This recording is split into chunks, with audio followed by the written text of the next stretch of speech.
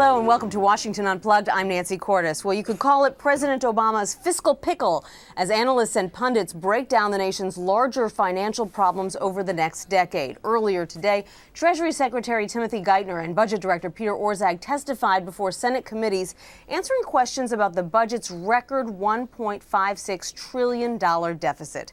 In Congress, Republicans are calling this new budget a recipe for disaster, while Democrats defended the decision to drive record deficits even higher in order to enact measures aimed at lowering unemployment. Joining me to discuss all of this in a roundtable discussion today are Democratic consultant Taylor West and Alex Conant, a Republican strategist and former spokesman for the Republican National Committee. Thanks so much to both of you for being with me. And Alex, I'll start with you. The White House says this budget is a necessary evil. They love to try to bring down the deficit right away, but that the economy is still in a very difficult position, and this is not the year to do it. Well, that's what they said last year, too, when we had the original stimulus plan, which is part of the reason why spending is so out of control right now, why the deficit is at such historic levels. They said we need to spend all this extra money to keep unemployment from going above 8%. Now it's at 10%, and they say, you know what, we need to spend even more money. Meanwhile, we have GDP, or the deficit is at about 10%, over 10% of GDP, completely unsustainable levels. It needs to be down to at least 3%, or at best balanced. But instead, they have no plans to balance the budget for over the next 10 years. It's completely unsustainable. We need to take much more dramatic action to get our fiscal house in order than the White House is proposing. Taylor, your thoughts? Republicans say that the Democrats have no plan to bring the deficit and the debt under control.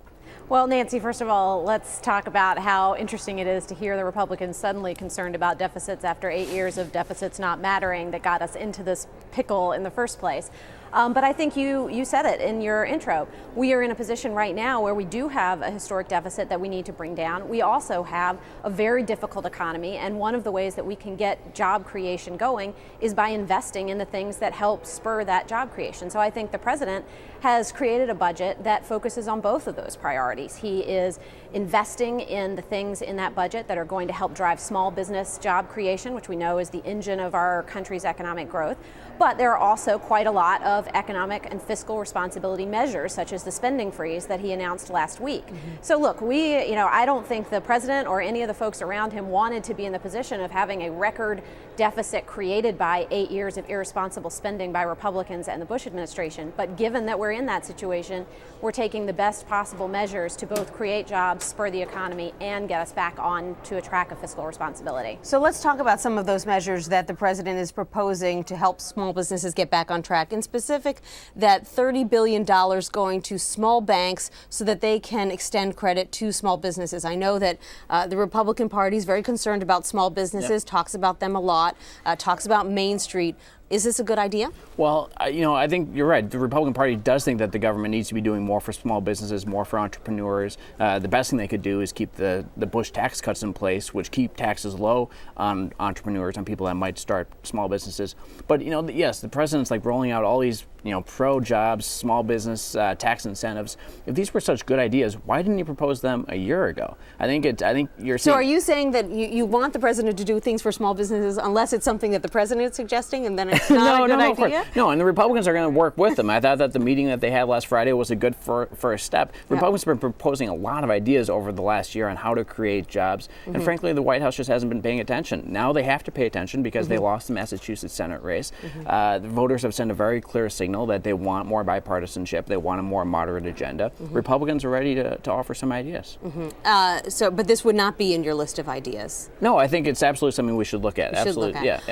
Taylor, I want to ask you about that. Alex makes a good point that definitely after this election in Massachusetts, the president and the Democratic Party are pivoting, finally, some would say, to focusing like a laser on the economy. Is it too late? Can they get back this mantle of really caring about the economy and jobs before the midterm elections roll around? Well, let me dispute your first point a little. I'd say one of the very first things that the president and Congress did when he took office last year was pass an important piece of stimulus legislation that did help get our economy back on track. And now a lot of Republicans like to attack that. But the fact is that it has brought us back from the brink in a way that it would not have if we had not done that. Now, having said that, absolutely, the big concern right now is jobs, as it should be, and that is why this budget is focused so clearly on stimulating small business. And Alex can sort of poo-poo these ideas if he wants, but the fact is that we're talking about major tax credits for small businesses that are creating jobs and increasing wages.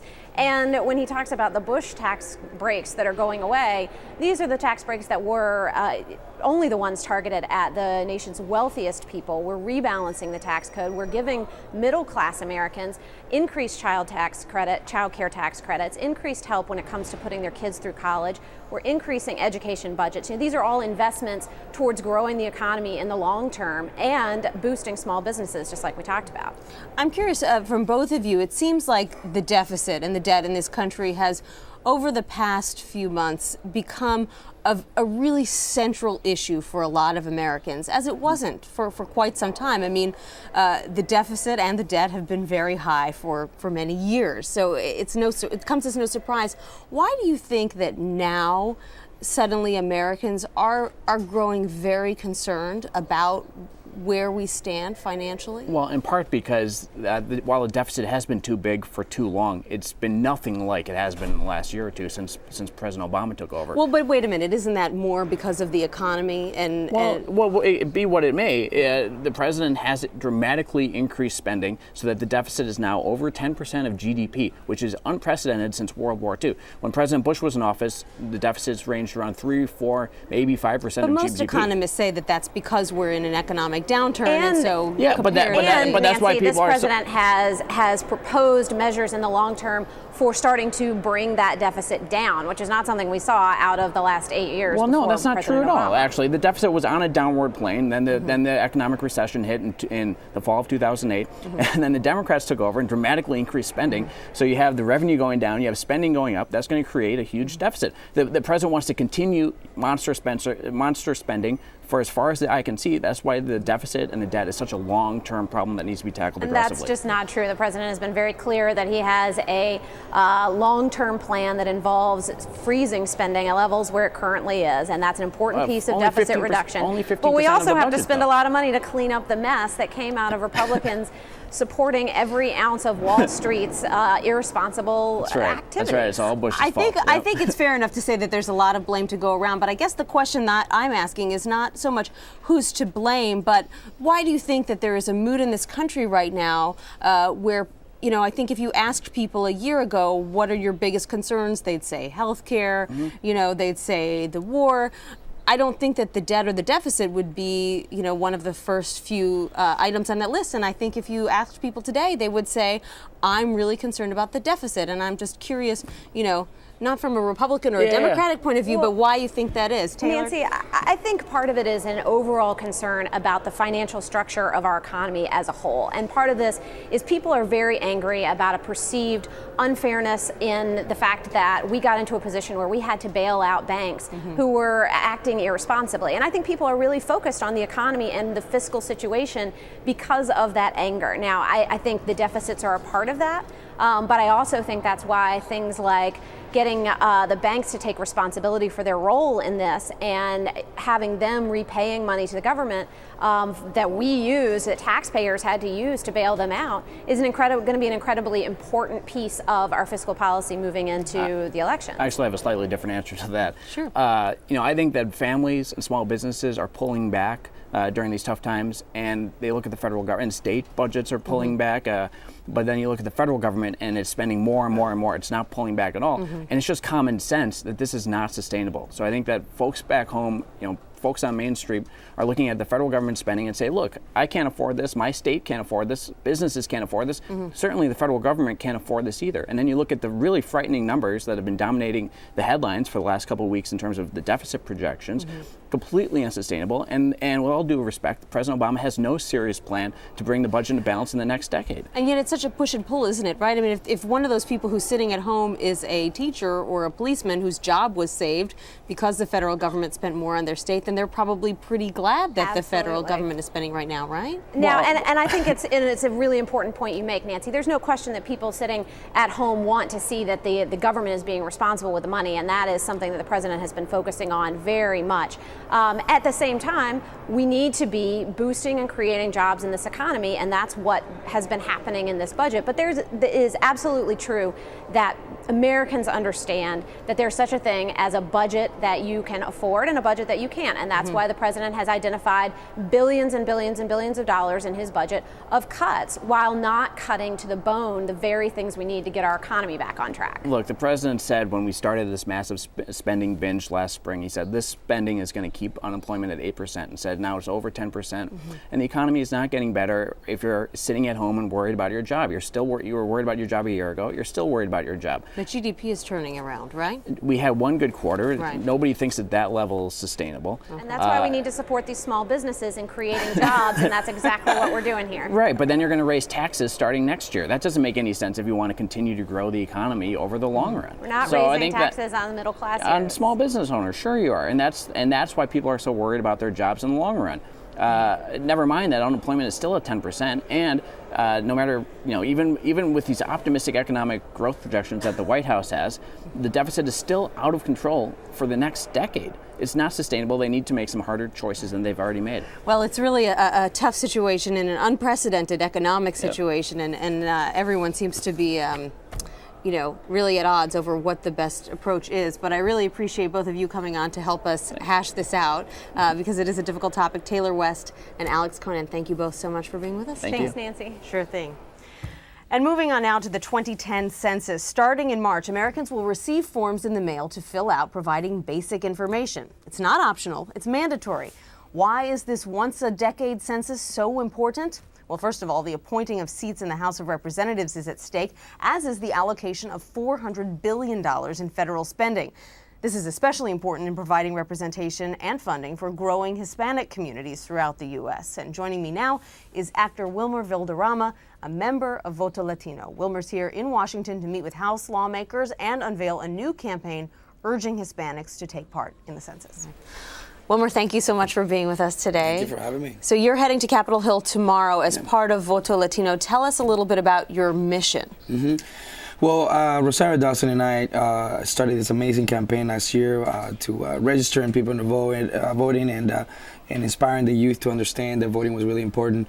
The organization's mission wasn't over there. We knew that the census were coming in 2010, and that was a very, very, very important thing for the community to embrace. So we produced another PSA that was a very informational, conversational, that just triggered the conversation about how important the census are, and the elements that can be behind it that people are not aware of, and the myths behind it as well. When you're out in Hispanic communities, do you get the sense that there is some reluctance to participate in the census? Yeah, there's a lot of misguided conceptions. That for that generation, it's not even in the land community. I think that in general, the general public has this interesting point of view on the census and what they mean to the community. That's why I think that this year they've really simplified it. They made it only 10 questions, very simple questions about the community and their family in general. It makes it really simple for people to understand that there's no necessarily secret agenda behind it. Right, and yet the Hispanic community has, in particular, a lot to gain from participating, right? Yeah, because as our numbers keep growing, we need to be aware of who and where is everyone in the communities. I think that's one of the most important things about the census is that it really kind of just somehow unofficially and directly dictates the funding of a lot of our public services, like for example schools and hospitals. Depending on how many people are in that area, that's kind of how we distribute our funding.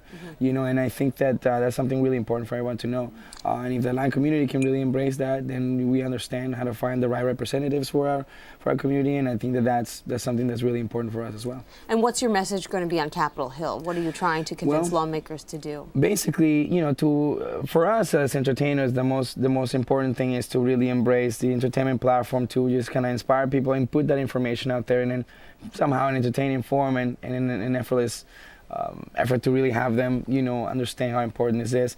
So it's really kind of creating this partnership and figuring out what are really, our not only our boundaries, but what our obstacles are when it comes to getting this information out. So we're kind of lending our entertainment platform to carry on some of these agendas. Do you feel like the younger population in the Hispanic community is more receptive to your message about getting out there and participating in the census? Yeah, and I also think that this young generation has grown up with a whole different level of definitions and theories, and freedoms that maybe some of us missed maybe even 3 years before they started.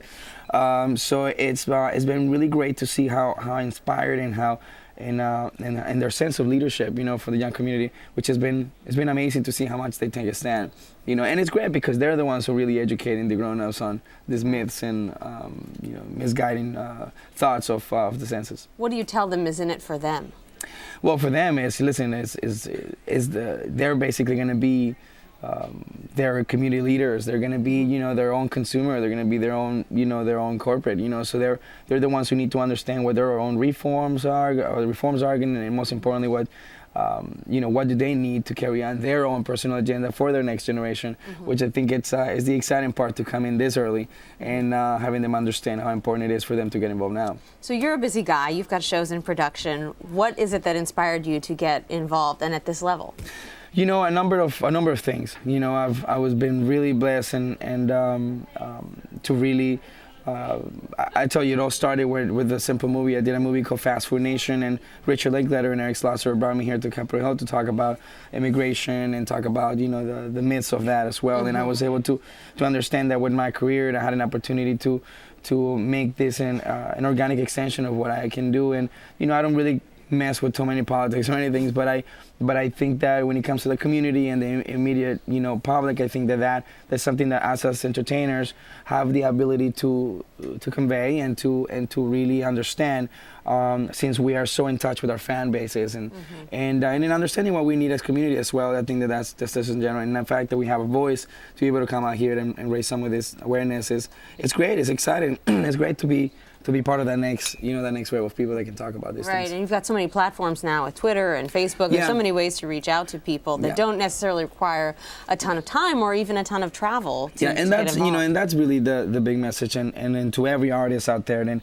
every public, every person that's in the public eye, they should understand that it's become so easy to get your voice heard and so easy to inspire people through all these media outlets, and I think that that's really our next agenda is how do we get the community to feel they have that same opportunity and that they have the same platform as we do. Well, Wilmer Valderrama, actor and now political actor as well. Exactly. Thank you so much for being with us. It's really inspirational, and good luck on Capitol Hill. Absolutely. Thanks so much for being with us. Thank you. And that's it for Washington Unplugged today. Thank you for joining us. I'm Nancy Cordes. You can catch us here every day at cbsnews.com. See you later.